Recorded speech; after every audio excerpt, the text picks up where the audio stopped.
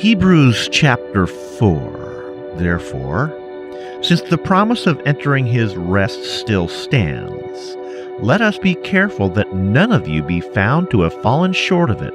For we have also had the gospel preached to us just as they did, but the message they heard was of no value to them, because those who heard did not combine it with faith. Now we who have believed enter that rest just as God had said, so I declared on oath in my anger, they shall never enter my rest. And yet his work has been finished since the creation of the world. For somewhere he has spoken about the seventh day in these words, and on the seventh day God rested from all his work. And again in the passage above he says, they shall never enter my rest. It still remains that some will enter that rest, and those who formerly had the gospel preached to them did not go in because of their disobedience. Therefore, God again set a certain day, calling it today. When a long time later he spoke through David, as was said before, today, if you hear his voice, do not harden your hearts.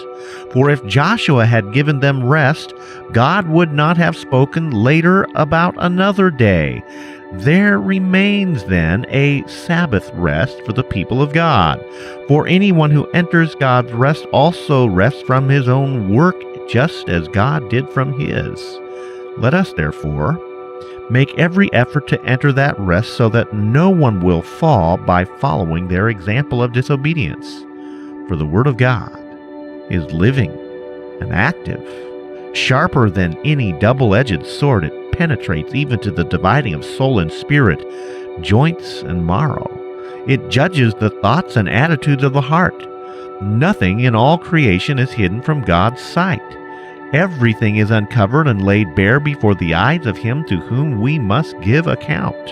Therefore, since we have a great high priest who has gone through the heavens, Jesus the Son of God, let us hold firmly to the faith we profess.